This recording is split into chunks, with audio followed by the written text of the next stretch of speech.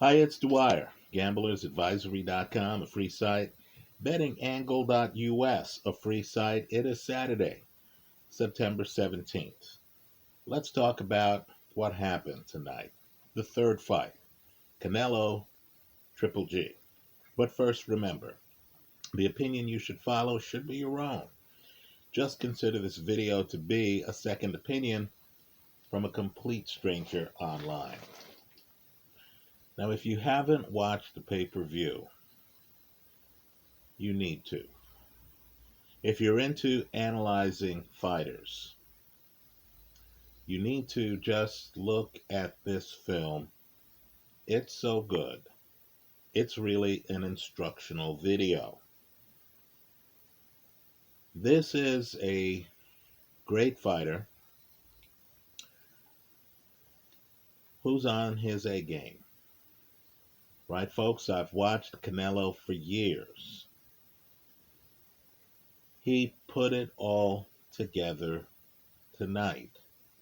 There have been times in his career where he was wearing a knee brace. He looked a bit methodical. Not tonight, right? Understand tonight, and let's be clear here, there is a gap between the two fighters, right? It's not just a skill gap. As I said in the pre-fight video, which was incorrect, I believed in the under 10 and a half rounds, right? I also had Golovkin as part of the hedge. But in that pre-fight video, I pointed out that Golovkin has a weakness. He needs to extend his arms. He wants a cushion between himself and his opponent. Right? I pointed out in that pre-fight video, I hope you take a moment to watch it, that Canelo, skill-wise, is actually the superior fighter. Because Canelo has a back foot. Canelo is better defensively. Canelo can get lower than Golovkin, right? Canelo can just throw more looks at you. Golovkin, in essence, by comparison, is a fastball pitcher. He has a style that works excellently for him. It's unique. He's very hard to prepare for. Very hard to prepare for. By contrast, Canelo is actually a more developed fighter with more tools in his toolbox. Well, tonight you saw the better skilled fighter come in with a highly technical game plan that was simply brilliant. There are moments in the fight, and again, this is peak Canelo, right? This is a fighter who believes he's the best in boxing. And let's just say tonight he showed you why he thinks so. Now, it's riveting because Triple G's trainer, Jonathan Banks, tells his fighter between rounds that Canelo wants to fight short the entire fight. In other words, Canelo wants to be up close. Canelo doesn't want Triple G to be able to extend his arms. Canelo wants to smother Triple G. He wants a pocket to form. You want to know how good a boxer Canelo is? He wants the pocket because he knows that if a boxing match breaks out, he has a distinct advantage. So in this fight, the big difference, and I encourage people to look at the film and just rewatch it. This is that kind of tape that you need to have on hand. Right? The difference in this fight is Canelo's defense. Now let me point out, we know that Canelo has big time punching power. I believe, pound for pound, he's one of the hardest punchers in the entire sport. I believe that's been overlooked over the years, right? He's a puncher. Make no mistake about it. We know that left hook can end fights. We know he can lead with the left hook, right? We get that. Canelo can hunt you down. Canelo can knock you out. But just to understand that Canelo is actually a technician. So, let's just break down his defense. Understand, it's Canelo's defense that enables Canelo to be on his front foot for most of the fight. It enables Canelo to go hunting against a big-time knockout puncher. They tell you in the intro that Golovkin has one of history's higher KO percentages. Right? If you look at Golovkin's reign as middleweight champion, you're going to see a string of KOs. The Zone, in an inspired move, actually has Danny Jacobs, a guy who went the distance against Golovkin. I believe it's Jacobs who snaps the string as one of the announcers for the fight. Right? So here you have a guy who was beaten by Golovkin. I know Jacobs feels he won that fight. Right? Doing the telecast, here you have Golovkin, big-time KO puncher. Understand, the first fight, it's Golovkin who's the stalker on Canelo. It's Canelo who finds out during the first fight that Golovkin has a problem on his back foot and needs room to operate. So we get to this fight. Canelo's game plan is to fight short, as Golovkin's trainer says. Right? It's to hunt the 40-year-old opponent, have a pocket, turn this into a boxing match. I understand Canelo was talking about getting the KO. Right? But just understand, don't get blinded by KOs here. Right? Or KO attempts. Look at the boxing. So Canelo throws down a defensive construct, and understand, Canelo himself is a knockout puncher. Right? Kovalev knocked out. Billy Joe Saunders knocked out. Khaled Plant knocked out. Right here, Canelo has his defense ready. Let's talk about the parts of his defense. His hands are up. Right? You'll notice that Canelo has his hands up, where Canelo isn't going to get hit by Golovkin right hands.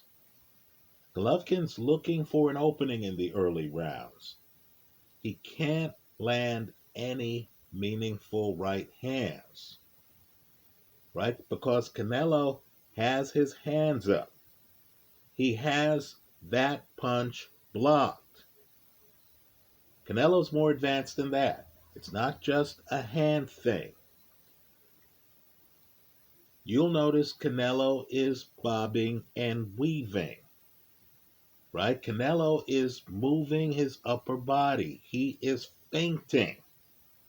So Golovkin is thrown off by the rhythm. Right? Golovkin comes out, he looks lethargic. Right? First, he's forced to work because Canelo turns this into a spacing fight. Right? Canelo understands. Golovkin needs space. So Canelo is taking away the space. Canelo understands. Golovkin's heavy-handed. So Canelo is coming in with his guard up. And with his guard up, Canelo is bobbing and weaving. He's moving.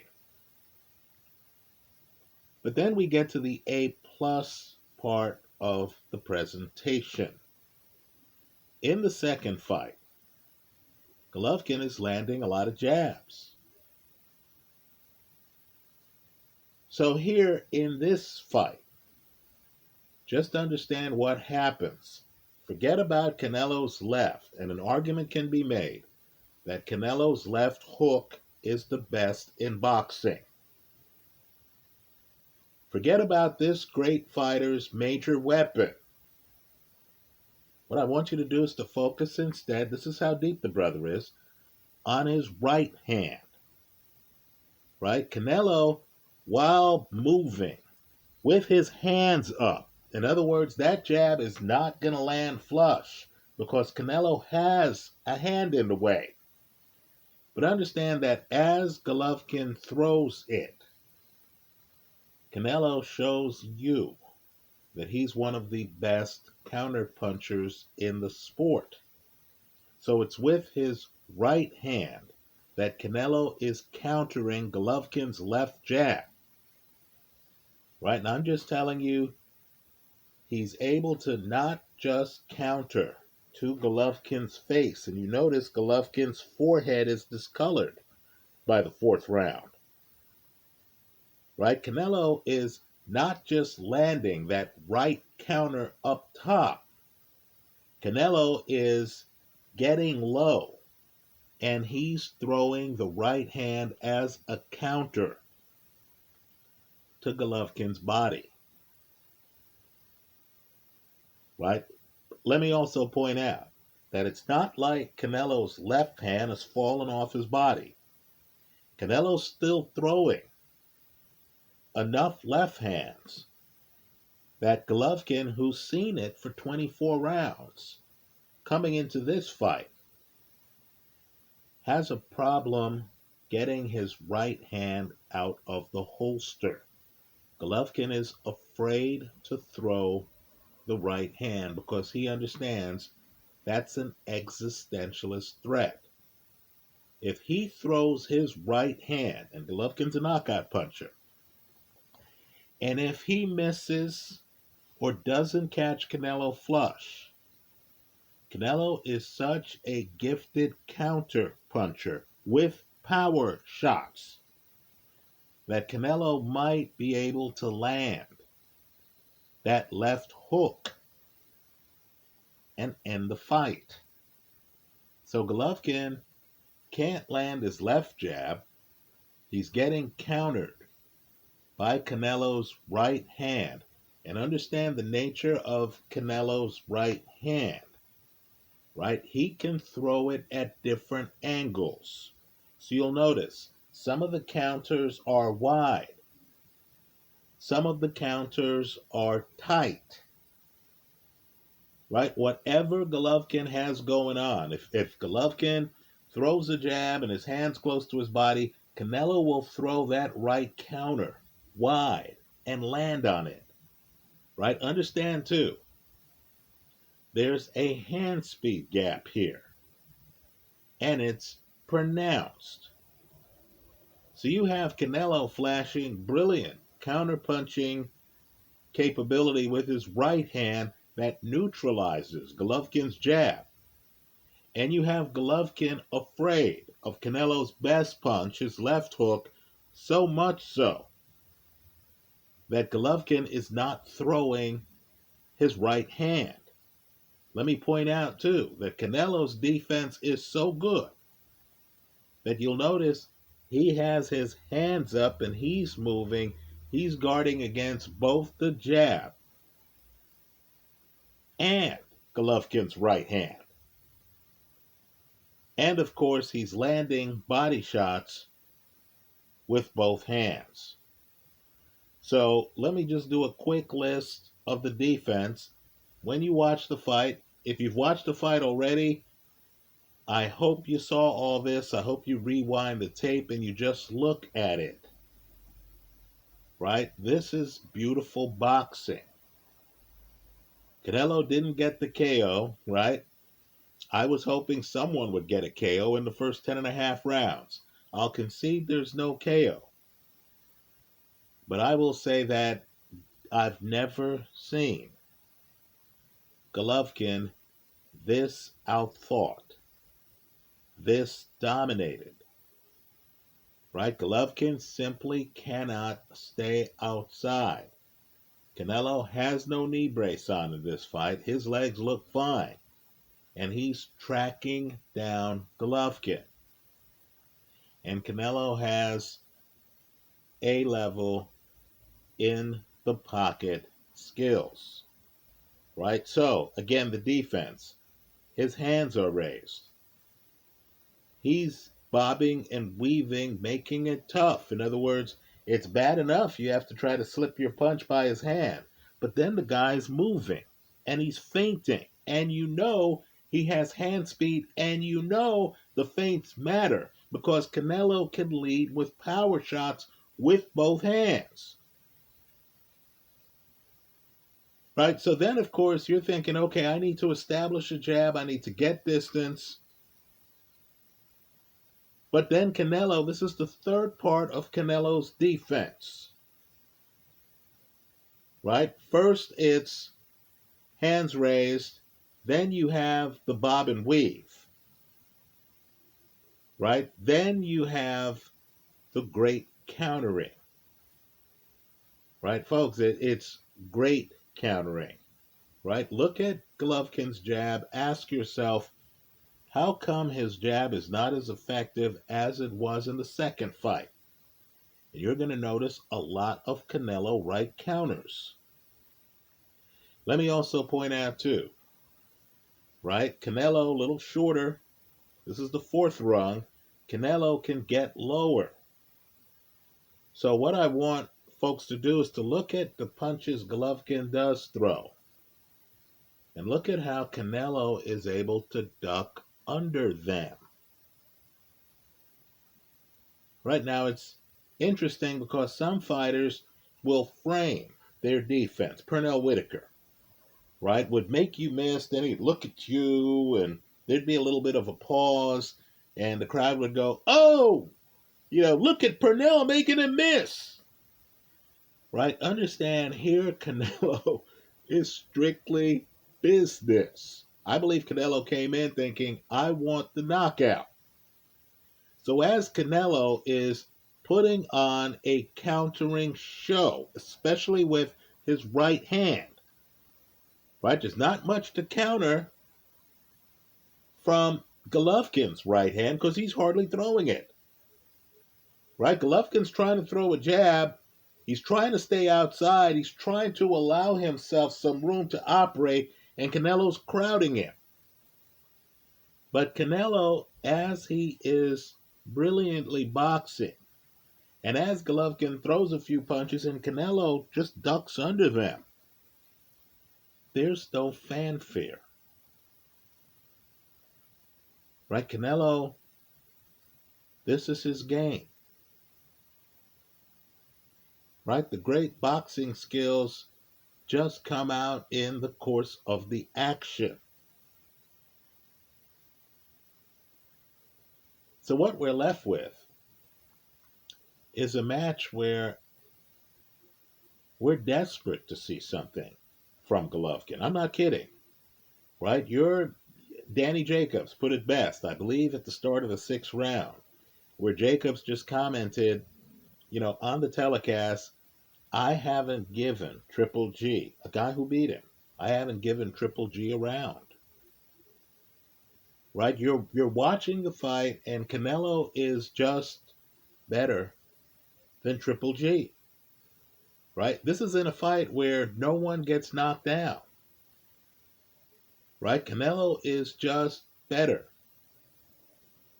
Right? In the normal course of things, Triple G can't set up outside. Canelo is forcing him to work. Right? Canelo is landing enough counters.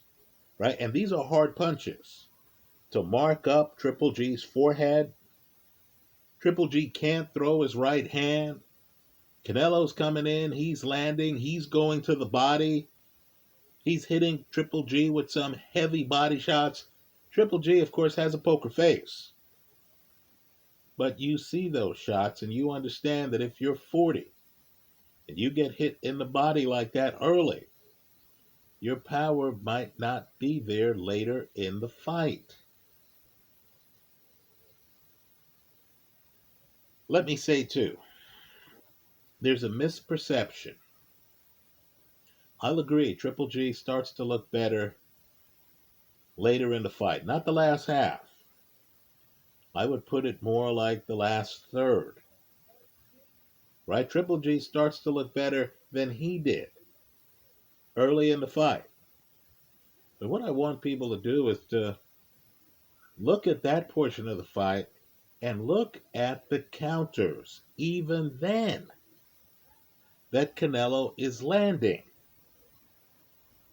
I would argue that even in the rounds where Triple G was more inspired than he was the first 7 or 8 rounds of this fight, right? Even in the rounds where Triple G was more inspired, Canelo is landing meaningful shots. Canelo, how do you put it? Canelo just is doing more than Triple G. Triple G cannot match Canelo defensively. Canelo wants a pocket to form. He comes up to Triple G, and then he lets Triple G lead. And you understand there's a game plan where Canelo knows that as he boxes Triple G, as Triple G misses a jab, Canelo knows he can cash in with a power shot. As Triple G tries to scamper away, that's how it looks at times, folks. Canelo knows he can hit him with a left hook to the body. Right, folks? Canelo's left hook is concussive. We know that when he hits you in the head. When he hits an opponent in the body and the opponent is trying to have a poker face, right? You know that that's a major punch that landed. You know that Canelo has the upper hand. Folks, he had the upper hand for most of the fight, and it was structural. In other words, he had a technical game plan that involved counters to the body. Think about that. You're fighting Triple G, knockout puncher with both hands, and you're able to land a bevy of body shots. You're not even afraid. You have the timing of the fight down to the point where you pick your spots to land the heavy body shots, and they come after Triple G has missed a jab, or you have smothered a Triple G right hand. Right? This is mastery. As I was looking at Canelo, I was thinking of Bernard Hopkins. Now, Hopkins wasn't the blessed puncher that Canelo is. Right? Hopkins didn't have Canelo's high-end talent level. Just imagine a Bernard Hopkins with high-end talent. You know, hand speed, fast hands, right? Heavy punches, right? Heavy punches, the ability to lean into shots. Folks, Triple G is getting hit with murderous right hands in sequences that Triple G starts. That happens round after round after round. Right? So, I'll just say this. I'm going to hold on to the video of this fight. Right? I've watched Canelo for years. I've seen Canelo have some great moments. Before this fight, I considered Canelo to be a surefire first ballot Hall of Famer. This is his best work. Right? The performance is so masterful, you're just looking at it and you realize, okay, Canelo's more skilled than Triple G. Canelo has better defense than Triple G. Canelo has the better game plan than Triple G. Right? You understand that Triple G's need for space to operate at his best is a significant weakness.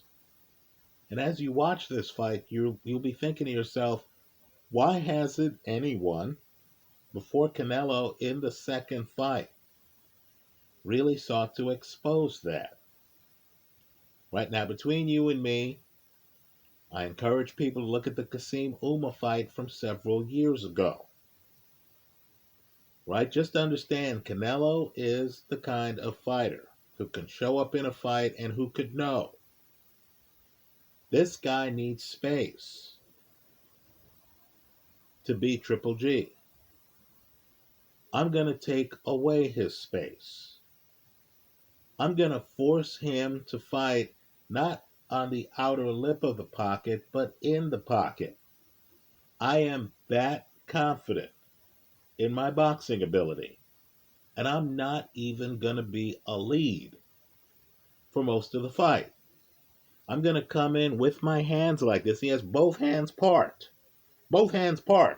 up by his head. I'm going to come in like this, and then based on what Triple G does, I'm then going to counter it. Right? Triple G understood. Canelo's left hand, I don't want to deal with that. I'm not throwing my right. Triple G understood. This guy who I've been in the ring with for 24 rounds before tonight is a gifted counter puncher. I can't allow him to counter me with the left hook.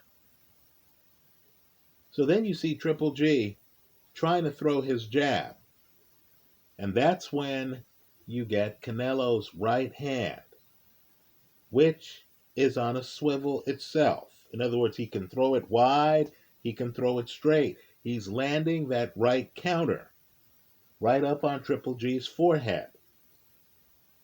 And of course, folks, the fight's completely lopsided when you count the body shots.